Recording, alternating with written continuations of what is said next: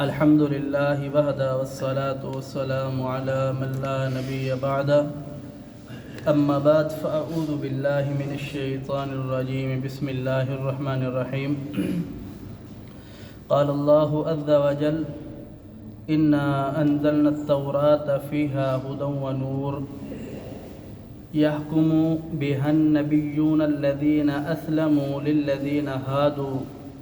والربانيون والأحبار بما استحفظوا من كتاب الله وكانوا عليه شهداء فلا تخشوا الناس واخشوني ولا تشتروا بآياتي ثمنا قليلا ومن لم يحكم بما أنزل الله فأولئك هم الكافرون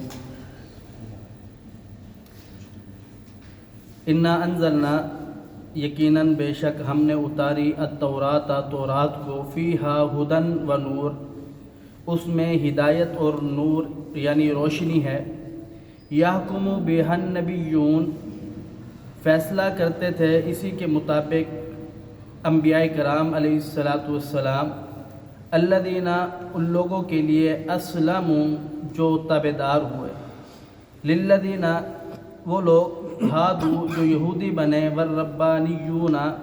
اور رب والے، والاحبار اور ان کے راہب یعنی علماء،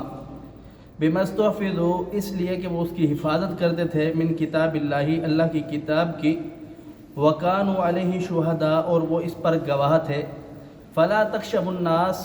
آپ لوگوں سے نہ ڈرے، واخشونی مجھ سے ڈرے، ولا تشتروا بآیاتی ثمنا قلیلا میری آیات کو تھوڑی سی قیمت میں نہ بیچیں۔ ومن لم يحكم بما انزل اللہ اور جو فیصلہ نہ کرے جو میں نے اتارا اس کے مطابق، فاولئک هم الکافرون وہ کیا ہے؟ کافر ہے، اللہ کا انکاری ہے۔ گزشتہ آیات جو آپ سماعت فرما رہے ہیں یہود کی مذمت اس وجہ سے کہ وہ اللہ رب العالمین کے احکامات کو نہیں مانتے تھے، ان کی بجا نہیں لاتے تھے، وہ اپنی خواہشات کی پیروی کرتے تھے، اپنی خواہشات کو مانتے تھے، تو اسی کی اس آیات میں بھی اسی کی مذمت بیان کی جا رہی ہے کہ یہود کا شروع دن سے یہ طرز عمل رہا ہے کہ وہ اللہ رب العالمین کی نافرمانی کر کے اپنی خواہشات کو آگے رکھتے ہیں۔ اس کے اندر بے شمار مثالیں ہمیں ملتی ہے، جیسے کہ اللہ رب العالمین نے منع کیا مچھلی نہیں پکڑنی، لیکن انہوں نے پکڑی تو اللہ رب العالمین نے سزا دی، کونوا قردۃ خاسئین، بندر بن گئے۔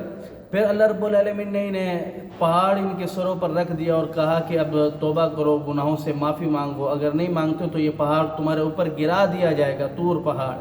تو انہوں نے اس وقت بھی یہ جب اللہ رب العالمین سے معافی اور توبہ کر رہے تھے تب بھی پہاڑ کے اوپر دیکھ رہے تھے کہ کہیں پہاڑ ہمارے اوپر نہ گر جائے، نافرمانیوں پہ نافرمانی۔ اللہ رب العالمین نے حکم دیا کہ فلاں علاقے کے اندر چلے جاؤ، اللہ نے تمہارے چہرے پر اتنا روپ اور دبدبہ رکھ دیا ہے کہ جو آگے والے لوگ ہیں بھلے وہ جنگجو ہیں، بھلے وہ پاورفل ہیں، لیکن آپ کو اللہ کہہ رہا ہے کہ آپ جاؤ گے تو وہ آپ کی ہیبت سے بھاگ جائے گی۔ انہوں نے کہا اذهب انت وربک فقاتلا، جا موسیٰ تو اور تیرا رب لڑ، ہمارے اندر اتنا کیپیسٹی اتنا طاقت ہے ہی نہیں کہ ہم جا کر کے ان کا مقابلہ کریں۔ تو اللہ رب العالمین کی نافرمانی کی، اللہ پر انہیں یقین نہیں تھا۔ دراصل بات یہ ہے کہ یہ اپنی خواہشات کی پیروی کرتے تھے۔ اور یہاں یہ پیارے حبیب پیغمبر علیہ السلام جب آئے تو انہوں نے کہا سب دین ختم، وَإِذَا أَخَذَ اللَّهُ مِيثَاقَ النَّبِيِّينَ لَمَا آتَيْتُكُم مِّن كِتَابٍ وَحِكْمَةٍ ثُمَّ جَاءَكُمْ رَسُولٌ،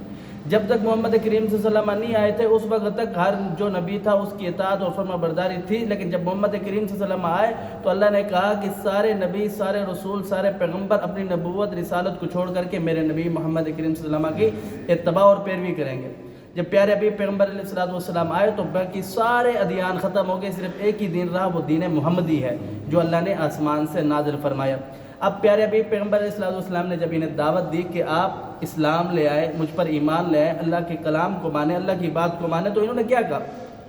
انہوں نے کہا کہ ہم موسیٰ علیہ السلام کی بات کو، ان کی دعوت کو ہرگز نہیں چھوڑ سکتے، ہم تو اسی بات کو ماننے والے ہیں جو موسیٰ علیہ السلام کی بات تھی، ہم آپ کی بات کو نہیں ماننے والے۔ یہ پیچھے آپ سن چکے ہیں کہ یہ بغض اور عناد اور حسد کی وجہ سے انہوں نے کہا۔ اب موسیٰ علیہ السلام کی بات کیا ہے؟ وہی بات جو اللہ نے آسمان سے نازل کی تورات کے اندر۔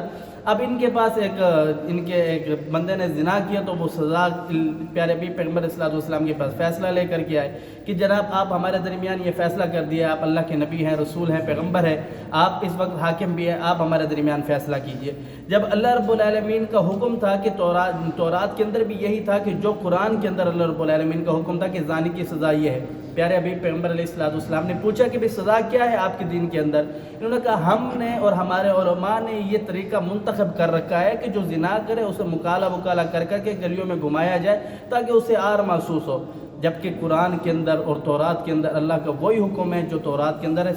سیم ذرا برابر بھی فرق نہیں ہے، وہی اللہ رب العالمین نے قرآن کے اندر بیان فرمایا کہ اگر زانی زنا کرے، شادی شدہ ہو تو اسے رجم کر دیا جائے، کوڑے اسے پتھر مار کر کے سنسار کر دیا جائے، اگر مرد ہو تو، اگر عورت ہو تو اسے گڑھا کھود کر کے اس کے سر پر پتھر مار کر کے اسے مار دیا جائے، اگر وہ غیر شادی شدہ ہو تو اسے 80 کوڑے مارے جائے، اسے کوڑے مار کر کے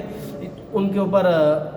جلاوطن کر دیا جائے، انہیں علاقے سے نکال دیا جائے۔ یہ قرآن نے ان کی سزا بیان فرمائی ہے۔ اب انہوں نے کیا کیا؟ قرآن میں بھی وہی سزا، تورات میں بھی وہی سزا، انہوں نے کہا کہ ہمارے درمیان تو یہ سزا ہے۔ تو اس کا مطلب یہ ہے کہ یہ موسیٰ علیہ السلام کو جو دعویٰ کر رہے تھے کہ ہم موسیٰ علیہ السلام کی بات ماننے والے ہیں، یہ اس بات کو بھی نہیں ماننے والے، صرف اپنی خواہشات کو ماننے والے۔ تو اللہ رب العالمین نے یہاں پر ان کی مذمت بیان فرمائی کہ اللہ کی کتاب جو ہے آسمان سے نازل ہوئی، جو اس کے درمیان فیصلہ نہیں کرتے وہ کون لوگ ہیں؟ فرمایا کہ وَمَن لَّمْ يَحْكُم بِمَا أَنزَلَ اللَّهُ فَأُولَٰئِكَ هُمُ الْكَافِرُونَ۔ جو اللہ رب العالمین کی کتاب ہے، جو اللہ نے آسمان سے شریعت نازل کی ہے، جو اللہ کا دین ہے، جو اللہ کا نظام ہے، جو اللہ کا قانون ہے، اس کے مطابق جو فیصلہ نہیں کرتا وہ کیا ہے؟ کافر ہے۔ اللہ سمجھنے عمل کی توفیق دے۔ اقول قولی ھذا استغفر اللہ لی ولکم ولسائر المسلمین۔